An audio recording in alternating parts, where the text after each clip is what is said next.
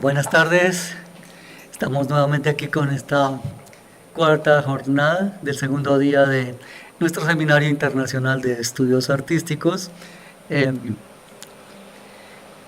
Vamos a continuar entonces aquí con la primera ponencia de esta última jornada del día de hoy. No sin antes invitarlos para la jornada de mañana, en la que estaremos presentes aquí en este mismo lugar, en la sede de Abadilla de Paiva, y la jornada de la tarde será en la Facultad de Artes ASAP. Eh, Nos complace entonces presentar a César Augusto González. César Augusto es sociólogo de la Universidad Nacional, magíster en investigación social interdisciplinaria de la Universidad Distrital Francisco José de Caldas, es candidato a doctor en estudios artísticos de nuestra institución, Universidad Distrital Francisco José de Caldas, autor del libro Los Convidados de Piedra de la Participación Local y del libro de Relatos Debut. Además es docente y director del Grupo de Investigación, Comunicación, Educación y Consumo de la Universidad Central. Es miembro de la Red de Investigación e Interacción Social de la misma institución. César es músico y director del septeto Caona. Actualmente es ganador del proyecto Beca Investigación en Música de IDARTES 2024, titulado Economía y Estética de la Chisga, Sonoridad y Rebusques Urbanos, en la Universidad Central de Bogotá, Colombia. Entonces le damos la bienvenida a... El título de la ponencia es Haceres del Goce e Investigación, ensayar, grabar y chisguear salsa como espacio de construcción de conocimientos. Bienvenido, César, y tienes la palabra. Gracias, maestros. Gracias a todos los presentes y a todos los que están en la virtualidad por la escucha. Bueno, yo voy a hacer una presentación en particular sobre un tema que a mí me interesa mucho, que es el tema metodológico, o más bien como una dimensión de la investigación, que es la dimensión metodológica, que creo que siempre un poco como que se da por sentado, se subestima, ¿no? Creemos que lo metodológico es como algo como, bueno, pues sí, ahí están los manuales de metodología, o pues eso ahí vamos viendo cómo se hace, o como que se da por sentado. Y yo pienso que en lo metodológico hay cosas muy interesantes y profundas que ver, porque pues lo primero que hay que decir de lo metodológico es que no está suelto de todo lo demás, ¿cierto? Es decir, que no forma parte, no es como simplemente una cosa instrumental o técnica, porque muchas veces creemos que lo metodológico es técnico. Entonces yo me voy a centrar en lo metodológico, en cómo ha sido, en el cómo he ido yo tratando de responder mi problema de investigación de doctorado, ¿sí? Cómo he ido un poco como enfrentando ya en lo material, en lo específico, en lo empírico, cómo he ido enfrentando los problemas que me plantea la investigación, pero para que pues sea comprensible lo que voy a decir en términos metodológicos y el ejemplo que voy a poner en relación al proyecto que mencionaba el maestro, pues tengo que contarles un poquito de qué va mi tesis, ¿no? Entonces, bueno, mi tesis primero pues hay que contextualizarla porque no sucede en el aire, sucede acá en el doctorado de estudios artísticos. No los voy a torturar leyendo esta pregunta de 5 renglones, pero básicamente lo que yo quiero ver, o mi preocupación central es cómo es esta tensión entre tradición e innovación en la salsa, ¿cierto? Es decir, cómo es que se ha transformado, se ha intervenido, se ha pensado, se ha experimentado esta tradición ya en estas 2 primeras décadas del siglo XX, ¿sí? Y de paso, pues que es algo que me he ido dando cuenta, ¿qué dice esto de cómo se gestionan las tradiciones? Porque es algo que es interesante, que yo estoy tratando de darle densidad, y es hablar de la gestión de las tradiciones, ¿sí? Este es el primer siglo, yo creo que esto es importante, este es el primer siglo que arranca con tanto material del siglo anterior. O sea, la gente que estaba viva en 1920 no tenía tanta posibilidad de saber cómo vivían los del siglo anterior ni los siglos anteriores, ¿sí? No tenía un archivo, no tenían YouTube, no tenían Spotify, no tenían Facebook, Instagram. En cambio, este siglo arranca con la posibilidad de mirar atrás y de zambullirse, regodearse en el atrás, que me parece que eso es clave, ¿no? Entonces mucha gente diría, bueno, pero ¿para qué hacemos salsa nueva si es que la salsa que se hizo es fantástica y maravillosa? ¿Sí? ¿Para qué tenemos que estar inventando cosas nuevas si tenemos un acervo de música, de literatura, de todas las expresiones muy grande? ¿Sí? Entonces yo siento que eso es importante y por eso mi preocupación es por la tradición. pero no por la tradición en abstracto, sino por cómo se gestiona la tradición. ¿Quién la gestiona? ¿Para qué la gestiona? ¿Sí? Y en particular la tradición de la salsa. En términos como formales, que es lo que trataré como de ir, digamos, como desarrollando a lo largo de la presentación, mi tesis tiene un componente autoetnográfico, que trato que no sea tan fuerte, porque no es como sobre mí, mucha investigación cualitativa, y esto que es lo que voy a hablar un poco, creo que la producción musical misma y el chisguear, el salir a trabajar en la chisga, el estar tocando en los bares de salsa, también lo reivindico como una parte de mi metodología, ¿sí? Como un asunto también técnico en donde sucede esa construcción de conocimiento. Bueno, esto entendiendo que metodología, como dije ahorita, no solo lo técnico, ¿no? Sino es el cómo en realidad soluciona el problema. Mis categorías eje han sido tradición, innovación, gestión de las tradiciones y tecnologías de la información, y esto que Alejandro Ulloa habla de la salseridad, la salsa y la salseridad. Entonces no voy a hablar de toda mi investigación, sino me voy a centrar como en lo metodológico, porque pues la idea es que el tiempo es acotado. ¿Qué busco? Pues por un lado como problematizar la salsa. Entonces la salsa para mí no era un problema, ¿sí? La salsa para mí era puro goce, deleite. Bailar no era un problema, nunca fue un problema, era disfrutable. Un día estaba en una salsoteca y yendo a bailar con alguien me di cuenta que estaba contando los pasos y fui consciente que estaba reproduciendo unos roles de género súper cerrados, entonces ya la embarré porque ya pensando, ya si uno piensa demasiado bailando, pues ya se salió de la rumba y ya no tiene mucho sentido, ¿no? Pero sí, un poco la tarea ha sido como problematizar la salsa y pensar esa tensión tradición-innovación, lo que les decía, la gestión de las tradiciones, y reivindicar un poco la creación salsera post-boom, ¿cierto? O sea, como que ya en el siglo XXI también hay gente que está creando salsa, que también tiene cosas que decir, que produce cosas, pero que resulta un poco como opacada pues, por el gran peso de la tradición salsera, ¿no? Entonces, seguramente nadie va a preferir oír la salsa del siglo XXI a oír pues los clásicos de los 70, ¿no? Entonces ahí me parece que hay un problema de investigación, creación que habría que mirar. Listo, un poco de esto me someto como a la vergüenza de poner estas dos fotos y de burlarme de mí mismo, porque de lo que voy a hablar de la metodología parte como de esta caricatura, ¿no? Que yo he sido un poco esta caricatura, alguien que se pone el saquito rojo debajo del blazer negro, y va y trabaja juicioso de lunes a viernes y se toma fotos en esta posición. Y también soy otra persona que crea, que se encuentra con gente que hace otras cosas. Entonces eso me parece que ahí, siento que en la mitad de esto es donde están los procesos, que es lo que quería hablar hoy, como esos haceres del goce que son estéticos y también son epistémicos, ¿no? Que son goce, pero también son creación de conocimiento. Entonces, dicho de la manera más sencilla, ¿qué he hecho realmente en la tesis? Leer, y leer siempre ha involucrado a otros. O sea, es leer la tradición de la salsa, porque esa es una cosa que es sobre la que quiero enfocar mi segundo capítulo, y es cómo se ha narrado, cómo se ha escrito la tradición. Casi todos los libros de la salsa son una gran oda, ¿cierto? Son una carta de amor, digamos. Casi todos los libros, en realidad es muy poca la producción que se ha escrito sobre la salsa que sea crítica. Y a mí me parece que eso ya también es otro síntoma, ¿no? El libro de Alejandro Ulloa, el de la salsa en los tiempos de la nieve, me parece que ahí hay una crítica un poco. Pero pareciera que la salsa es algo que no se puede criticar, porque es una cosa, pues, ¿cómo vamos a criticar si ahí está la expresión pura del alma latina? ¿Cómo vamos a criticar si eso es? Entonces, no, yo creo que donde se da por sentado que no hay que criticar, es donde habría que también usar el pensamiento crítico, ¿no? Entonces, ¿qué he hecho? Leer, en particular leer y buscar todo lo que se ha escrito sobre salsa. No soy tan pretencioso para decir que he leído todo, pero sí he leído buena parte y ha sido interesante ver, perdón, esa deificación también, como esa visión sacra también de la salsa, ¿no? De hecho, fíjense cómo se llaman los libros: el libro de la salsa, los rostros de la salsa. Es como si se le da también como un estatus incluso a veces sagrado, y los bares se llaman el panteón de la salsa, ¿no? Entonces hay algo ahí sacro. ¿Qué he hecho? Oír en particular también, de centrarme y oír también muchas cosas recientes, ir a toques, disfrutar, digamos, también como oyente. bailar, el baile también me parece que me ha dado como pistas, tocar, chisguear, grabar, sentir, pensar, componer, todo eso con otros.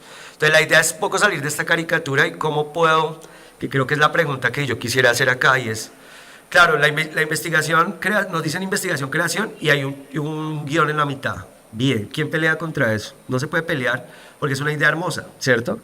Pero el cómo hacerlo es lo que me parece que sigue siendo un problema y es cómo podemos como darle densidad al guión en particular. Ya sabemos mucho de la investigación, sabemos de la creación, pero ¿cómo es esto que una práctica como bailar puede ser una práctica de construcción de conocimiento? Yo me encontré con una tesis muy interesante de la Universidad Nacional de Maestría, de una chica, Andrea Ramírez, que ella hizo entrevistas bailadas, por ejemplo. Eso me dio muchas pistas.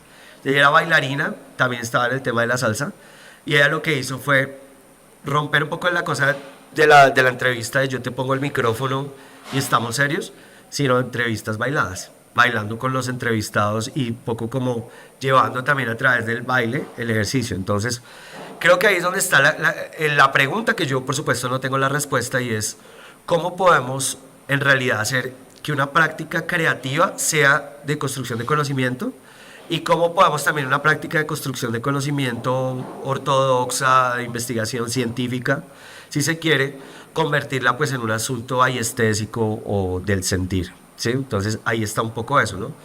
Entonces están los haceres creativos, pero sigue siendo como la ruptura, ¿no?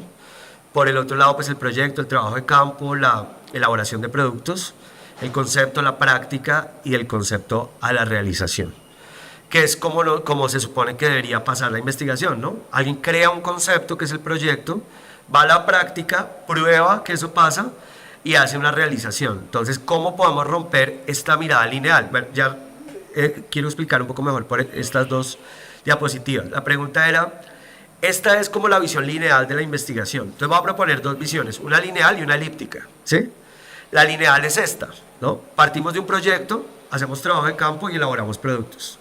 O en el caso de la creación, pues tenemos un concepto, hacemos la práctica y lo realizamos. Pero sigue siendo una visión lineal que funciona muy bien porque el lenguaje es simultáneo, perdón, sucesivo y no simultáneo, ¿cierto? Pero pues que cómo podemos cambiar esa visión lineal. Entonces la propuesta, que esto pues es como un recuerdo de un maestro que yo tuve en la maestría, que es Oviedo, aquí de la casa, Álvaro Oviedo, que él siempre nos decía pues que habría que pensar un poco la investigación más en este sentido elíptico, ¿sí? Entonces es cómo todo esto igual va sucediendo, porque si bien ya nos aprobaron el proyecto, el problema, pues el problema es algo que también va cambiando, o la comprensión misma del problema va cambiando como en este girar alrededor del problema, ¿no? El tema ontológico, el ser de lo que estoy viendo, pues lo puse ahí en el centro, pero se supone que uno va girando un poco en estos polos, ¿no? En el problema que tiene, en cómo va desarrollando el método, en cómo se relaciona con la teoría y en cuáles son los intereses que tiene. Por supuesto, todo esto en el marco de un contexto histórico y un contexto también semántico, en este caso la salsa. ¿Cómo se habla de salsa en la salsa? Es un poco la idea, ¿no? Entonces, bueno, eso era como el contexto. Ahí, en el marco de este contexto, pues, ¿cuáles eran mis búsquedas? ¿Sí? Y cómo, ya para pasar a lo metodológico, como a la propuesta que yo haría para la discusión de cómo unir investigación y cómo me he pensado yo que puedo unir procesos, prácticas de investigación con prácticas de creación, pues que es una idea, ¿no? Apenas, no esperen demasiado. Las búsquedas pues han sido teorizar la práctica y practicar la teoría. Me parece que ese es como el nivel más alto, ¿no? Al que uno podría llegar. Y es cómo podamos hacer concepto con la práctica. Entonces, claro, cuando la práctica en investigación tradicional es yo sentado con una grabadora entrevistando a alguien que está en actitud de grabación de entrevista, pues los conceptos que se obtienen desde allí pueden ser muy interesantes, lo son de hecho si la entrevista es buena, si el entrevistador logra que el entrevistado le cuente lo que tiene que contar. Pero si la práctica es, por ejemplo, sentémonos a crear música o toquemos, vamos a tocar en un escenario, pues la conceptualización de eso pasa por otro lugar, ¿sí? Es un poco lo que yo quiero proponer acá. Entonces, yo fui a Cali en parte de mi trabajo de campo y tenía la opción de ir a entrevistar músicos y pues lo que hice fue ahorrar porque también todo eso pasa por la plata, ¿no? Y en vez de irlos a entrevistar fui a grabar con ellos. Entonces propuse un tema y grabé con ellos y en la grabación aparecieron muchas cosas que no habrían aparecido en una entrevista, ¿sí? Entonces ahí apareció ya en el hacer, porque el percusionista que está ahí grabando no está sentado esperando a que yo le haga unas preguntas para contestarme, que en el mejor de los casos me orientaría mucho, si no él está haciendo, ¿sí? Y yo también. Entonces estoy ahí haciendo y ahí aparecen otras cosas y es más fácil entender pues lo que les voy a contar ahorita. Entonces la búsqueda ha sido esta, como el doble juego entre teorizar la práctica y practicar la teoría. Por supuesto esto pues que es como el lugar común, investigar creando y crear investigando. Y pues como este tránsito entre los haceres estéticos y los haceres epistémicos.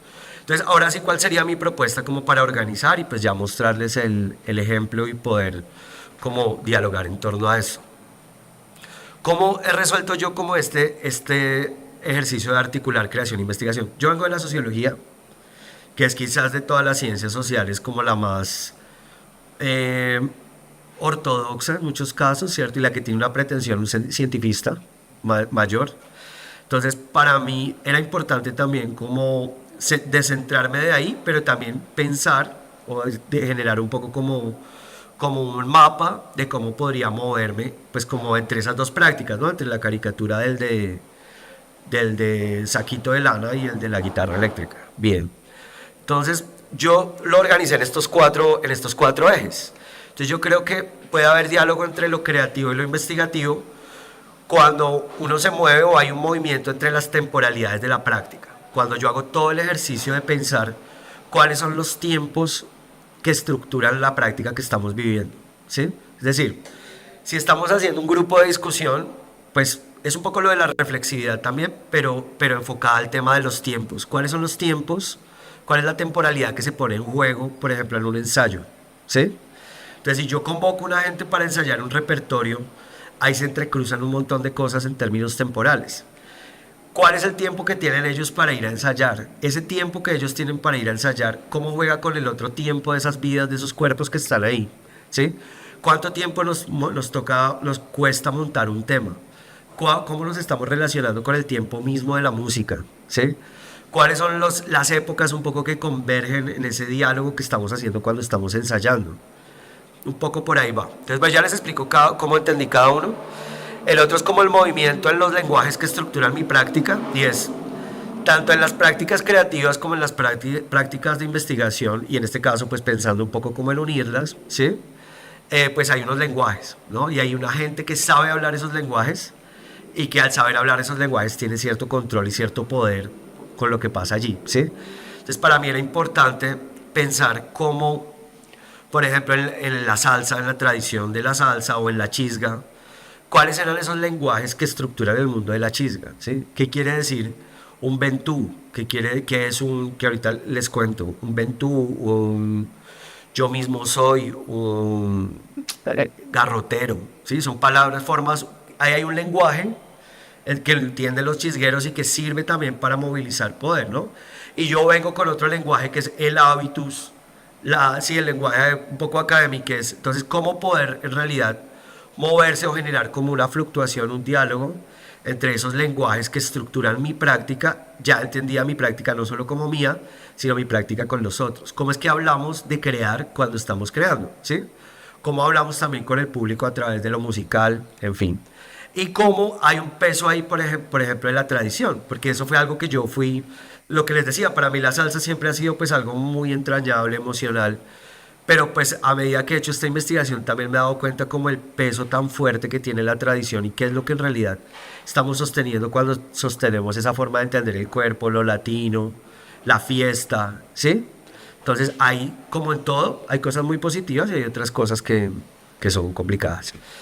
Lo otro es como cuáles son los saberes que estructuran mis prácticas y cómo juegan esos saberes, cómo se mueven y cuáles son como las distintas tesituras de esos saberes, ¿cierto? Una cosa es saber tocar, otra cosa es saber ir a buscar un toque, ¿sí? Una cosa es saber de música y otra cosa es saber de la tradición de la salsa. Una cosa es saber, incluso que ha sido interesante como en la parte etnográfica, que yo con los nazis así de la salsa, como los más nazis, digamos, la clave es clave o muerte, ¿sí? Si no sigue la clave, es tanto que en una cosa ahí etnográfica que yo traté como de dar cuenta, alguien me decía, no importa la música, importa la clave. O sea, pero eso suena bonito, eso puede funcionar, pero no está en la clave, no importa. Yo, pero es que la música, o sea, la música es más grande que la... No, no, tiene que estar en la clave, no está en la clave, no funciona, no es salsa. Entonces, ahí, por ejemplo, ya es como esos saberes toman cuerpo y permean, digamos, a las personas también, ¿no? Y generan poderes y generan cosas, pues, que a mí como sociólogo me interesan. Y el otro es como el movimiento entre las relaciones construidas por y para la práctica. Entonces, pensar, Bourdieu, ¿no? Pensar en términos relacionales. Cómo cada práctica creativa y de investigaciones también se ubica en el marco de las relaciones entre gente. Entonces, la tradición no existe como una especie de ser autónomo. Lo que existen son relaciones, entramados relacionales que sostienen una manera de entender esa tradición y la sostienen además porque hay unos intereses, pues somos seres humanos, todo lo que estoy haciendo en este momento tiene unos intereses también, hablar acá. Entonces hay una red de relaciones que permite que eso se mantenga. Listo. ¿Por qué no avanzó? Hablando de la clave. No se puede, sí. Si no estoy en clave, grave. Listo. Bueno, entonces ahí les explico un poquito como cada una de estas antes de que pasemos al evento, al ejemplo. Entonces, esa era como mi reflexión un poco, ¿cierto? ¿Cómo puedo unir investigación, creación? Entonces, hice énfasis en esos 4 elementos que yo proponía ahí, tiempos, lenguajes, saberes, relaciones, para poder pensar y repensar un poco mis prácticas metodológicas, para no hacer simplemente encuesta, entrevista, tal, y ver lo otro como algo que sí se hace para disfrutar, pero hay que esconder porque eso no es serio y eso no es investigación, ¿sí? Entonces, las preguntas que yo me hacía aquí en lo de los tiempos era lo que les decía ahora. Comprender cuáles son las temporalidades que convergen en tocar, en componer y en estudiar salsa, ¿sí?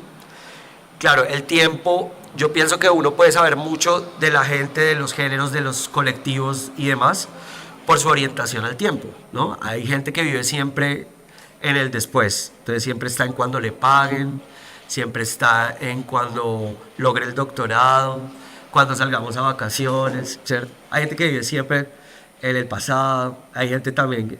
Entonces, ¿cuál es como el tiempo que converge ahí? Entonces yo empecé a entender también con mis compañeros musicales y con lo que hacía, por que el tiempo del ensayo siempre era un tiempo rápido, que tocaba resolver.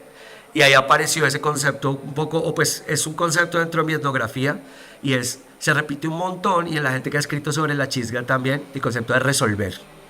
O sea, no estamos aquí para ganarnos un Grammy, no estamos aquí para reinventar la historia, no estamos aquí para hacer nada, estamos aquí para resolver, ¿sí? Entonces, este asunto de resolver, pues claro, habla de un tiempo acelerado, de un tiempo que es el tiempo de la producción, ¿cierto? Que es el tiempo además que fíjense que pasa como por muchos trabajos y muchas cosas. Es probable que a mucha gente hoy en día no la contraten para que haga algo especial, la contratan para resolver. ¿Sí? No necesitamos que hagas algo muy especial, necesitamos que resuelvas. Entonces, claro, estaba ahí como ese resolver, sí. Y yo pensaba como en cuáles son los tiempos que convergen en eso que hacemos cuando ensayamos, cuando componemos, por ejemplo, cuánto se demora componer una canción versus interpretarla, versus, las veces ustedes recuerdan esa frase súper bonita de Borges que es, el hombre dura menos que la liviana melodía que solo es tiempo.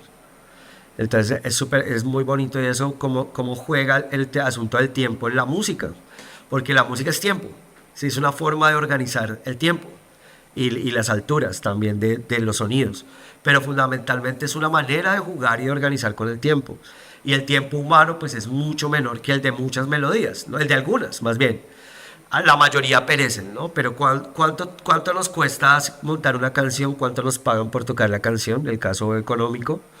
Pero ¿cuáles son los tiempos, digamos, que convergen ahí? Esa era un poco mi pregunta. ¿Desde qué lugar del tiempo yo me relaciono con estas prácticas, ¿no? Entonces hay cosas que están pasando ahora, hay cosas que son muy de la nostalgia, de los mercados de la nostalgia, de la memorabilia, ¿cierto? Y hay cosas que están pasando después, ¿sí? Entonces, claro, uno podría asumir que la producción más importante con la salsa ya pasó, ¿sí? Ya pasó y probablemente es empíricamente comprobable, pero la manera en la que nosotros vivimos y nos acercamos a la salsa hoy, pues sí es distinta a como se acercaban en los años 80 o 90. Por ejemplo, en una entrevista que le hice al DJ de Galería Café y Libro, él me dijo algo que también me pareció interesante que tiene que ver con este punto, y es, la gente en los 90 soportaba, pedía y disfrutaba canciones suavecitas. Vamos, porque también está el tiempo, ¿cuál es el tiempo de la rumba, no? El tiempo de la rumba es el tiempo de los viernes en la noche, de los sábados de la noche, donde la gente un poco sale de lo maquinal y entra pues a otro libreto, que no lo vemos así, pero sí es así, otro libreto que es el de la rumba, ¿sí? Pero me decía él, la gente antes pedía canciones suaves y se abrazaba y bailaba, decía, no, ahora en los bares de salsa usted tiene que poner todo rápido. Todo tiene que ir a 220 negra con paz partido porque si no a la gente no le funciona. O sea, esto es rápido. Es claro, tiene que ver con el tiempo también, como el tempo un poco que vivimos ahora, ¿no? Entonces es distinto, por ejemplo, escuchar salsa rosa hoy a como habría sido escuchar salsa rosa en los 90. Por supuesto es distinto hacerlo acá que hacerlo en Cali y en Medellín. ¿Cómo operan la memoria y la imaginación como herramientas marcadas por el tiempo? Entonces yo también me preguntaba eso, ¿no?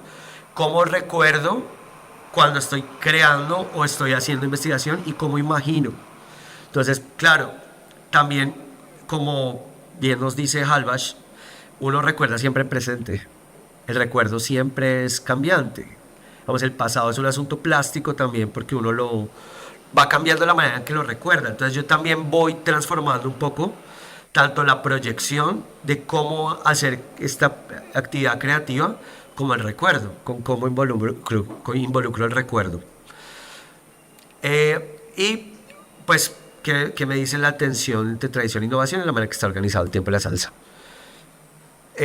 Ya lo que les decía del lenguaje, entonces aquí recordé pues, esta frase que trabajábamos con el maestro Pedro de nombrar es luchar, cómo se construyó el lenguaje con el que se habla de mis prácticas y de qué manera puedo nombrar lo que conozco y creo, ¿no? Entonces, cómo se construyó también ese lenguaje, esa cosa ortodoxa que hay, quién lo construyó y para qué? Entonces, la misma palabra, digamos, la misma etiqueta de la salsa solita ya me abrió un montón de problemas en ese sentido. Pero ¿quién definió que eso se llama salsa? ¿Quién está de acuerdo con que eso se llame salsa o quién no está de acuerdo? Para los cubanos, la idea de la salsa es una idea equivocada, ¿no? Para ellos eso en realidad salsa es una categoría pues comercial, digamos, que se hizo con respecto a cómo se instrumentalizaron esos ritmos latinos en Estados Unidos, ¿no? ¿Quién se inventó ese lenguaje? ¿Quién ha hecho pues que ese lenguaje tenga un sentido también global? Pues eso está atravesado también mucho por el poder. ¿Cómo es mi relación con los materiales cuando interactúo con ellos en mi práctica, ¿no? Entonces, ¿cómo va cambiando también mi relación con los instrumentos, con las sonoridades, en la medida en que voy haciendo la investigación? Ya no tiene el mismo sentido, por ejemplo, usar loops, ¿sí? O usar instrumentos reales. ¿Cuáles son como los lenguajes que se contraponen? ¿Qué traducciones hay como entre una cosa y la otra? ¿Qué definiciones están en disputa? ¿Y qué es esto de hablar correctamente o incorrectamente en mi práctica creativa? Lo que les decía. ¿Cómo realmente es que se habla para que lo que yo estoy haciendo supuestamente salga bien? ¿Sí? Entonces a mí me pareció esa una pista. Incluso mi jugada que sería una jugada política, sería si yo voy a hacer una investigación sobre la tradición en la salsa, lo que yo podría es que el discurso que yo produzca acá encaje dentro de ese río discursivo que ha sido narrar la salsa, ¿sí? Y no es que esté diciendo que voy a hacer lo contrario, porque no es el asunto, no se trata como de una rebeldía sin sentido, no. Pero la pregunta es, ¿qué se esperaría de alguien? ¿Qué se esperaría que hablara alguien que está haciendo una tesis de doctorado sobre la salsa? ¿Qué sería lo correcto que esa persona debería decir? Entonces, claro, ahí aparece todo el peso de la tradición. Bien. Ya vamos a pasar casi como al video. Movimiento entre las relaciones construidas. Y este pues es clave y es pensar, digamos, también todas las prácticas que yo tengo acá, tanto de construcción de conocimiento como creativas, en el marco de las relaciones, ¿no? Entonces, ¿cuál es el campo que se estructura ahí? Y los campos, en realidad, que se estructuran allí, ¿no? Los subcampos, diríamos como desde Bourdieu. De la chisga misma supone un campo, un campo subordinado, un subcampo, digamos, diferente en cada ciudad. Entonces, en las etnografías en las otras dos ciudades y acá, yo iba viendo un poco cómo se construían esas relaciones y quién tenía un poco el peso. Por ejemplo, en Medellín, para la salsa es súper clave el papel de Latina Stereo. O sea, hay una emisora que tiene un poder simbólico importante y que contribuye a cómo está estructurada las relaciones que se construyen ahí en torno al tocar salsa, ¿sí? En Bogotá, por ejemplo, es mucho más fuerte el peso como de los grandes gestores que venían desde el siglo pasado, en particular los que están con los bares, ¿no? Salsa Camarada, eh, el goce pagano, etcétera. En Cali, por ejemplo, ya hay otros actores que definen estas relaciones un poco de una manera distinta. Por ejemplo, Salsa Sin Miseria, ¿sí? Por ejemplo, ya los youtubers y los instagramers que empiezan a hacer cosas en la salsa. La Nena Magdalena, por ejemplo, en Bogotá, ¿no? Entonces, claro, cuando de un poco la invitación sería mía, es para unir investigación y creación, sería importante pensar en las prácticas que yo desarrollo, cuál es como la red de relaciones que convergen en esas prácticas, ¿sí? ¿Cuáles son esas prácticas que determinan lo que pasa allí? Relaciones comunitarias, por ejemplo, cómo se dan las relaciones comunitarias al interior de los grupos de salsa y cuáles son como esas relaciones de competencia, cómo se agencian, cómo suceden, ¿no? Bien, yo voy a dar entonces hasta aquí esta parte y vamos a... bueno, estaba lo de los saberes, que creo que ya un poco lo había dicho, ¿no? Por ejemplo, en mi caso, ¿qué sabía cuando hice la práctica? Que no, también, que es mucho más... a veces es bien importante, lo más difícil es identificar qué es lo que uno no sabe, ¿cierto? Para poder trabajar sobre ello. Y cómo estaba organizado, pues el saber que yo puse en juego en mi práctica. ¿Quiénes saben eso que yo necesitaría saber? ¿Cómo es que, como el programa de los 80, yo sé lo que usted no sabe? ¿Cómo era? Yo sé quién sabe lo que usted no sabe, exactamente. Y quiénes quedan por fuera de ese saber que se sabe legítimo, ¿no? ¿Quiénes quedarían por fuera? Entonces, ¿qué es lo que quedaría por fuera de eso que está sucediendo allí? Listo. Pues voy a mostrarles un video, esto es un capítulo, esto lo desarrollamos con Camilo Palacios, que también es un candidato a doctor de este doctorado, y fue una beca que nos ganamos en IDARTES con la Universidad Central, nos ganamos la beca de investigación en música. Entonces, bueno, aquí voy a poner este ejemplo y al final uniría las dos cosas. Nos ganamos la beca de investigación en música y decidimos hacer una investigación sobre las prácticas laborales y creativas de los músicos de Bogotá, ¿sí?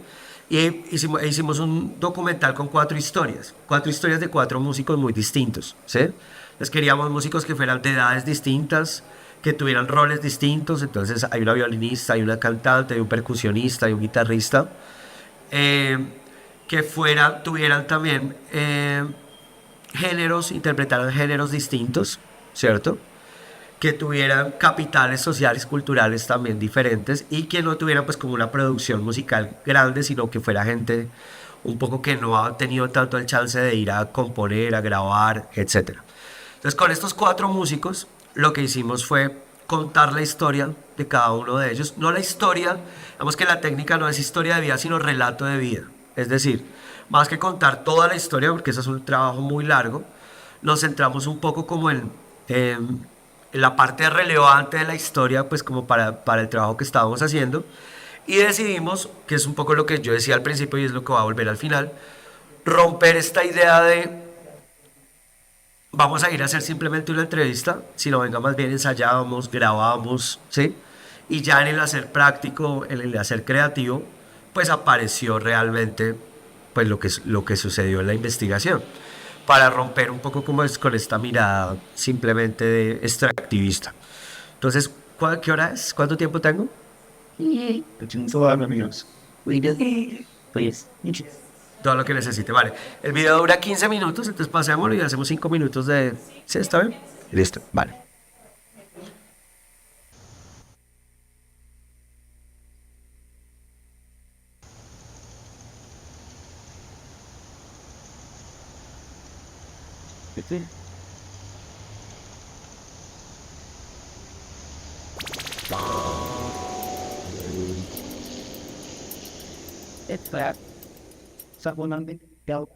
La rumba es emanar la energía a todo momento, estar uno alegre y los que lo rodean a uno, que se sientan y cojan esa energía que uno transmite, ¿no? Siempre estar positivo, alegre, siempre alegre, sin pensar uno en cosas negativas. Un, dos, tres, más.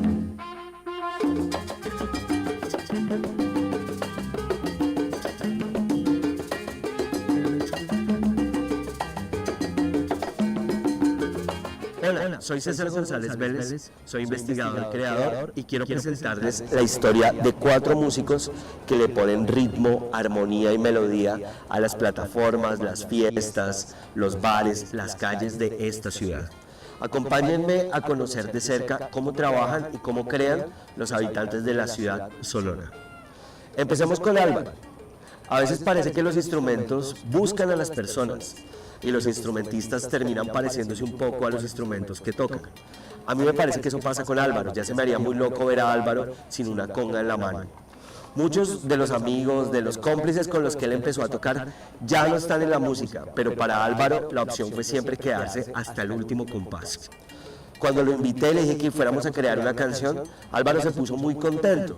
Y es que si bien él representa a todos esos músicos que durante mucho tiempo han entregado su vida y su tiempo para tocar en vivo, también tiene muchas inquietudes frente a la composición, tiene letras y tiene una música que veremos en este capítulo.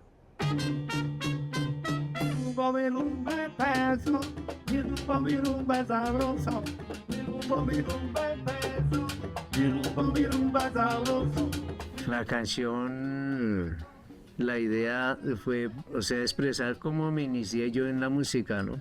Que fue con un tarro de galletas. En esa época las galletas venían el empaque era un tarrito más bien altico, y un día me dio por tocarlo y me gustó el sonido y fue mi primer instrumento. Con un tarro de galletas, su sonido. No, espérate ahí, no, como diría, se hace. Sonido me encantó. No, porque es de galletas cambiaría todo. No, hay que echar ese cuarto, no hay que ver. Con un tarro de galletas, mi rumba empezó. Con un tarro de galletas, su sonido me encantó. Prontito como pandereta. Bien, pero es que yo siento que va a quedar muy monótono con el coro, porque queda muy parecido al coro. ¿Qué viene después? Sí, pero la idea sigue siendo muy parecida. No, porque Te propongo esto. Después de hacer eso, cambiar la armonía para que nos mande a otro lado. Por ejemplo, acá.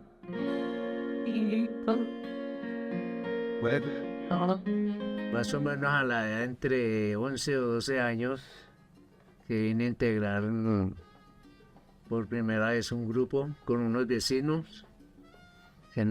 Hicieron un evento en un parque, entonces al ir allá a mirar esto encontré un señor tocando acordeón y entonces ahí hablamos y se formó la idea de organizar un grupo ahí con los del barrio, Los Príncipes. Inclusive yo fui el de la idea de ese nombre. Nosotros iniciamos las fiestas familiares de nuestras familias, de mi familia, de la familia de algún compañero.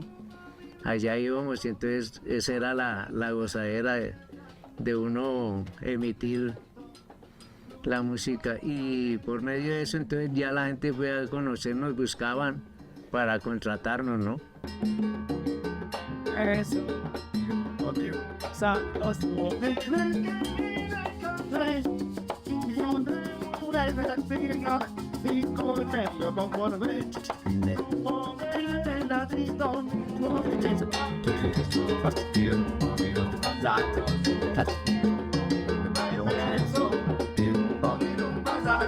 se presentó la oportunidad de ir a Venezuela, a incursionar allá, y fue una bonita experiencia. Imagínense, no me fui como percusionista, sino como corista, inclusive no cantante, sino lo que es la rosca, me lleva ya como el director musical de ese grupo allá de Venezuela, un grupo que llamaba Los Juniors, pagaban en ese tiempo como 120 bolívares, pero era un buen dinero, sí, por cada presentación.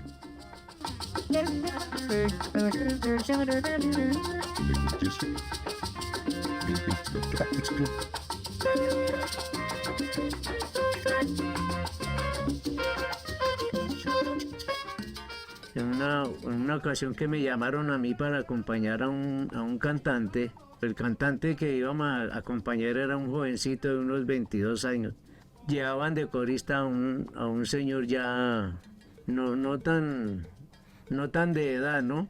Pero le dijo que quien le iba a hacer los coros estaba muy viejo para eso. Entonces eso me dio la idea también de formar un grupo de veteranos para demostrar de que uno todavía pega. De ahí fue la idea para la Sonora. Yo soy fanático de Ismael Rivera. Él nunca grabó con formato de Sonora y yo me di a la tarea de buscar temitas que se prestaran para hacer la adaptación. Entonces otros compañeros opinaron que hiciéramos música de otros intérpretes. Entonces por eso está variadita. Música de Richie Ray, Johnny Pacheco, también de La Matancera, Sonora Ponceña. Traje tropical, ¿no? Uno con camisitas de colores y eso, algo informal. Ahorita ya no se usa tanto el uniforme tan parejo, ¿no? Ya es más, ya la expresión es diferente, ya muy poco les llama la atención como un buen uniforme, ¿no? Como antiguamente, que eran vestidos completos. No, ahora se llama más la atención es en el escenario hacer bien la música, un buen ajuste. Estamos en un momento en el que la producción musical se ha sofisticado mucho. Ya ni la música en vivo ni la grabación son lo que eran antes, que era esta experiencia del músico con su instrumento, que era capturada de una manera más o menos genuina, natural. Ya el hecho de que existan recursos tan sofisticados de audio o de imagen hacen que la música en vivo y la grabación estén atravesadas por experiencias digitales bien complejas y también interesantes. No obstante, para una parte del público, ese regreso a la música acústica, a la música análoga, a lo básico, es muy atractivo. Por eso le propuse a Álvaro que para este documental hiciéramos un son. Volver a los cueros, a las guitarras acústicas, a un formato pequeño y muy cálido, muy rústico.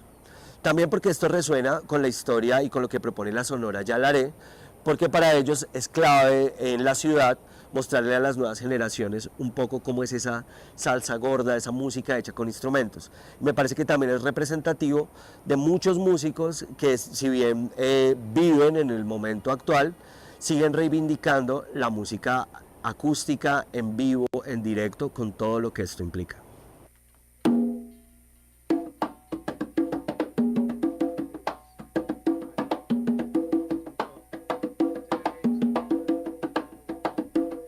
Antiguamente lo buscaban a uno, o sea, por medio de los mismos que lo conocían a uno, necesitaban un grupo musical y era ya estaba uno referenciado, recomendado por alguien que conocía el grupo.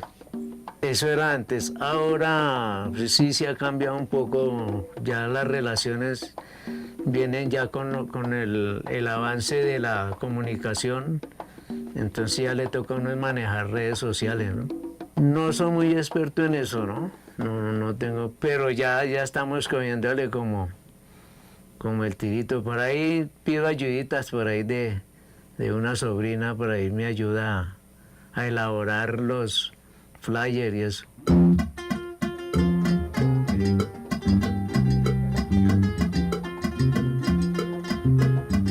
Pero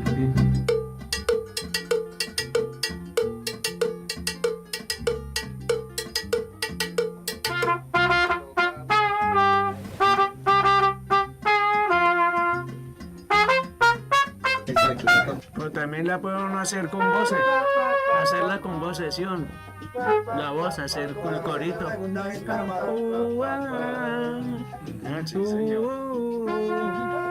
Claro. No le podemos meter el voces. Antiguamente era las páginas amarillas, que era de una empresa telefónica, y ahí el que quería se inscribía ahí, pagaba, eso se pagaba anualmente, una cuota, ¿no? Depende del tamaño de eso y todo, ¿verdad? Meter memorias, bajan música, la meten ahí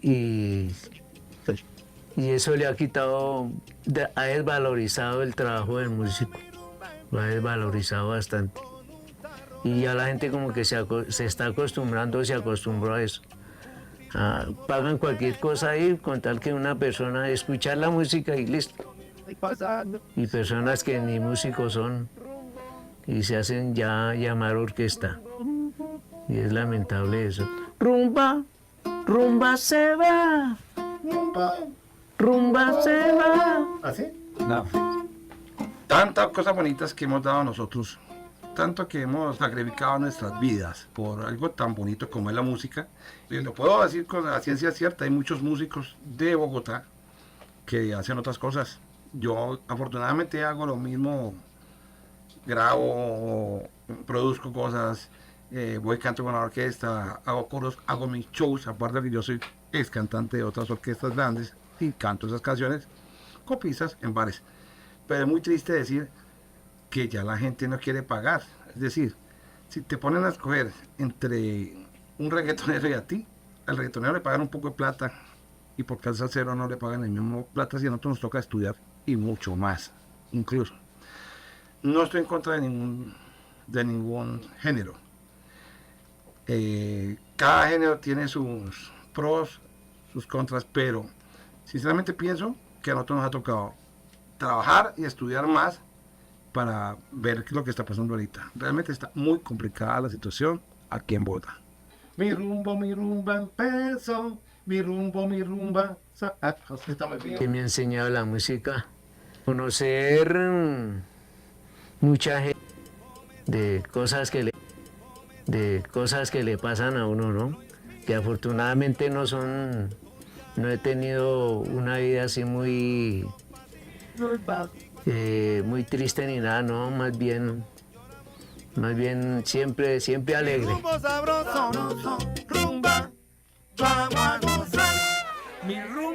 rumba, sabroso. Mi rumba empezó con un tarro de galletas, su sonido me cantó, útil como pandereta. Bueno, gracias por haberme escuchado a mí, por haber visto este capítulo. Este es un capítulo de los 4 capítulos de la serie que hicimos como resultado de la beca de IDARTES.